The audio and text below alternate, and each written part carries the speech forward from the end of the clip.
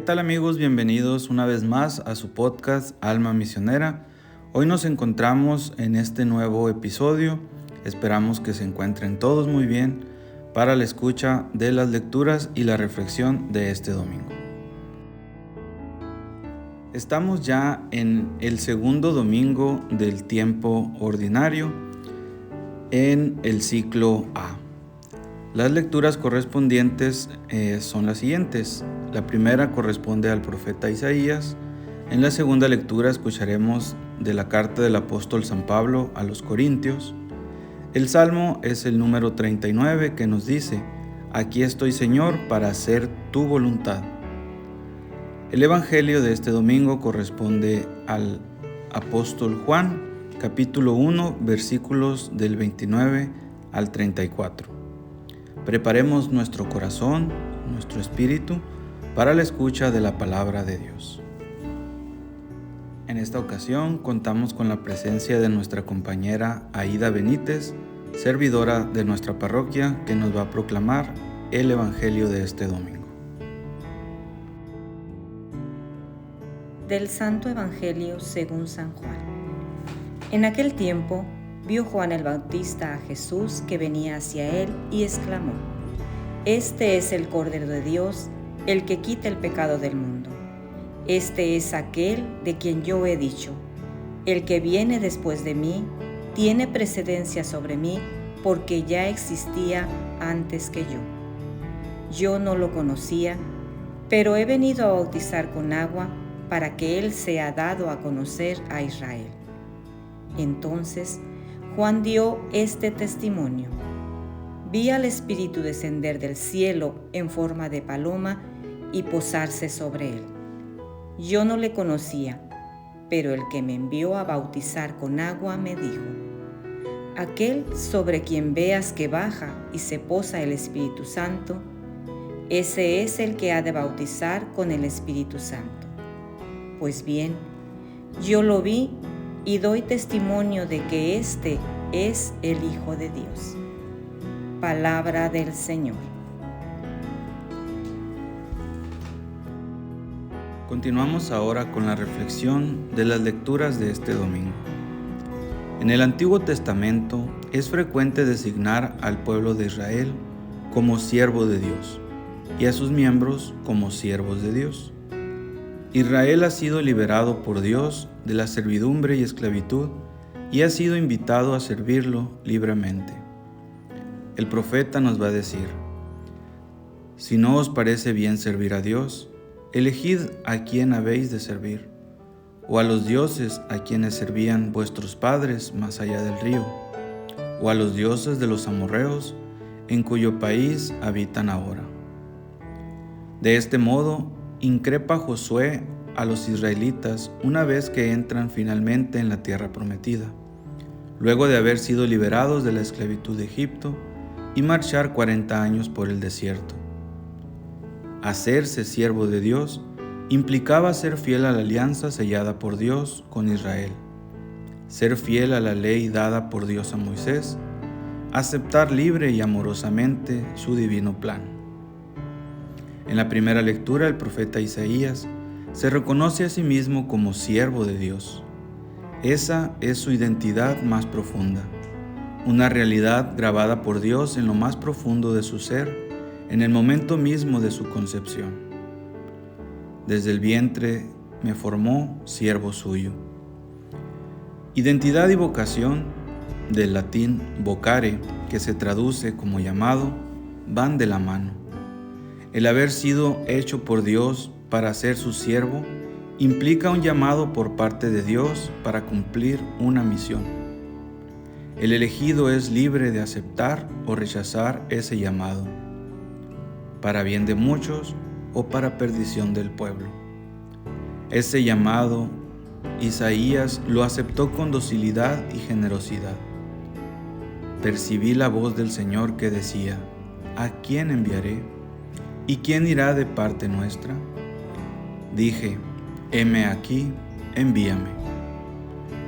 De la aceptación y fiel cumplimiento de su misión depende la reconciliación de Israel con Dios, más aún de la fidelidad a su vocación. que no es otra cosa que la fidelidad a su propia y más profunda identidad. Y a su misión depende también que la salvación de Dios alcance hasta el último extremo de la tierra. En este importante pasaje aparece clara una teología de la vocación. Cada cual nace con una vocación, sellada por Dios en lo más profundo de su ser. Esta vocación, este estar hecho por Dios para algo, implica una misión, una tarea que cumplir en el mundo. Su aceptación trae la realización humana al llamado y la salvación para todos, lo que depende de su fiel respuesta al plan de Dios. En cambio, la rebeldía y rechazo de la propia vocación y misión dada por Dios traen al llamado un profundo desgarro interior, falta de paz, sufrimiento, así como un vacío que nadie podrá llenar en el mundo. Además del llamado particular que Dios hace a cada uno, existe un llamado universal. Todo ser humano es llamado a ser santo.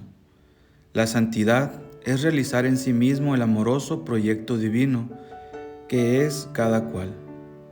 Dios crea al ser humano en vistas a su propia realización, que se da en la participación de su comunión divina de amor.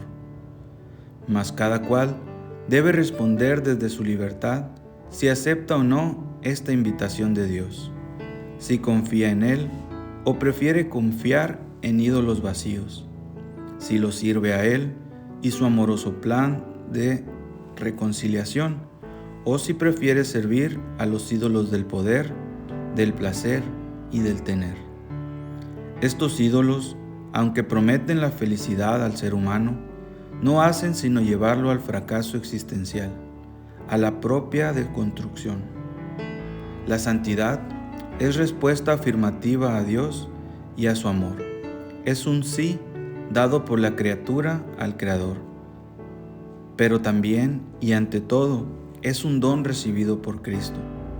Quienes están llamados a ser santos han sido también santificados en Cristo Jesús. Es a ese don al que cada cristiano deberá responder desde la propia libertad rectamente ejercida. También el Señor Jesús tiene una vocación y misión que cumplir en el mundo. Él está llamado a realizar plenamente aquello que Dios revela a Isaías. No basta que seas mi siervo y restablezcas las tribus de Jacob y conviertas a los supervivientes de Israel. Te hago luz de las naciones para que mi salvación alcance hasta el último extremo de la tierra. Él, el Hijo del Padre, es el siervo de Dios por excelencia, que proclama con toda su vida y su ser: aquí estoy para hacer tu voluntad, como nos dice el Salmo, para cumplir tu plan, para llevar a cumplimiento tus amorosos designios reconciliadores. Juan el Bautista da testimonio de Jesús y lo presenta ante el pueblo de Israel como aquel que es el Cordero de Dios que ha venido a quitar el pecado del mundo. Juan revela de este modo su identidad y misión. Al señalar al Señor Jesús como el Cordero de Dios que quita el pecado del mundo, trae a la memoria aquel macho cabrío que luego de ser cargado con los pecados de Israel, debía ser enviado a morir al desierto, expiando de ese modo los pecados del pueblo. También hace referencia a los corderos que eran continuamente ofrecidos como expiación por los pecados cometidos por los israelitas contra la ley de Dios. Por otro lado, es interesante notar que la palabra hebrea usada para designar a un cordero puede significar también siervo. El Cordero de Dios es también el siervo de Dios por excelencia, y justamente en la medida en que como siervo responde a su vocación y cumple amorosamente con la misión confiada por su Padre, llega a ser el Cordero que se inmola a sí mismo en el altar de la cruz para quitar el pecado del mundo, para reconciliar a la humanidad entera con Dios. De este modo, La salvación de Dios alcanza hasta el último extremo de la tierra, a los hombres y mujeres de todos los pueblos y de todos los tiempos. Hasta aquí la reflexión de estas lecturas y vamos a continuar con nuestra compañera Ida, que nos va a dar algunas luces para nuestra vida cristiana.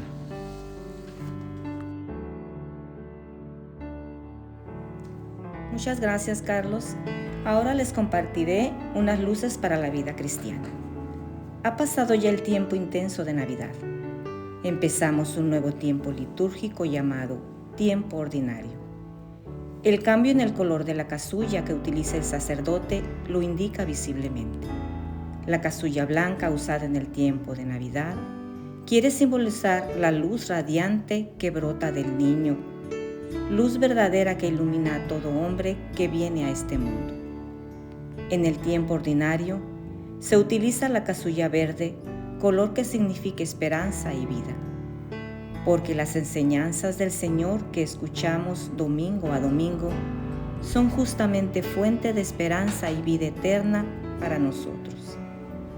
Al decir tiempo ordinario, no hay que entender que se trata de un tiempo común y corriente, sino de un tiempo en el que domingo a domingo se va avanzando ordenadamente en la lectura del Evangelio correspondiente. Este año es el de San Mateo. Para meditar en las enseñanzas y obras del Señor Jesús a lo largo de su ministerio público. Quien va acompañado al Señor en su predicación y lo escucha para procurar poner en práctica sus enseñanzas en la vida cotidiana, descubrirá en él la fuente de una profunda esperanza y de la vida verdadera, vida que se prolongará por toda la eternidad. El que beba del agua que yo le dé, no tendrá sed jamás, sino que el agua que yo le dé se convertirá en él en fuente de agua que brota para vida eterna. Este domingo escuchamos a Juan dar testimonio del Señor Jesús, que luego de ser bautizado se dispone a iniciar su ministerio público. El bautista presenta al Señor Jesús como el Mesías prometido por Dios para que sea acogido y escuchado por todos aquellos que anhelantes esperaban su venida. También a mí, en el hoy de mi historia y en las circunstancias concretas de mi vida, Juan el Bautista me señala al Señor Jesús como el enviado del Padre, aquel que Dios ha enviado para perdonar mis pecados y reconciliarme con Él, conmigo mismo, con mis hermanos humanos y con toda la creación. El Señor Jesús no es un profeta más, un gran sabio como otros. Él es el Hijo del Padre, Dios de Dios, Dios que por nosotros se hizo hombre para reconciliarnos y elevarnos a nuestra verdadera grandeza humana. En Él, el ser humano se comprende a sí mismo, su misterio, su grandioso origen y su glorioso destino. Es por tanto a Él a quien hay que conocer y escuchar, a Él a quien hay que amar y seguir confiada y decididamente. El Señor nunca tendrá un lugar central en mi vida si no lo amo con todo mi ser, incluso más que a mi propia vida y más que a los que más amo. Este amor al Señor se nutre, crece y madura en el trato diario con Él, en la oración perseverante, y se expresa en los sacrificios que estoy dispuesta a asumir por Él. Por otro lado, nadie ama a quien no conoce. Para amar al Señor es necesario conocerlo, y para ello la Iglesia recomienda insistentemente a todos sus fieles la lectura asidua de la Escritura para que adquieran la ciencia suprema de Jesucristo. No podemos olvidar que ignorar las Escrituras es ignorar a Cristo mismo.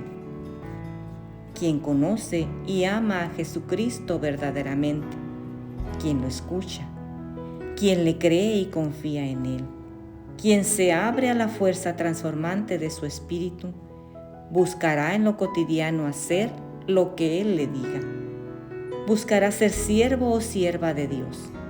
Buscará responder a su llamado a la santidad. Buscará responder a su vocación particular, cumpliendo la misión que Dios le encomienda realizar en el mundo para bien de muchos. Muy bien, excelente reflexión para este domingo. Muchas gracias a nuestra compañera Aida que nos ha acompañado este día. Y recuerden a todos que nos pueden escuchar en las plataformas de Spotify como Alma Misionera Play. También pueden encontrarnos en la plataforma de YouTube. Nos pueden buscar como Kairos Oficial. Y pueden encontrar las ligas a estos podcasts en Facebook, tanto de Parroquia del Carmen como de Kairos Tiempo de Dios. Muchas gracias, Aida, por tu colaboración, y a todos muchas gracias por escucharnos. Recuerden que todos tenemos un alma misionera.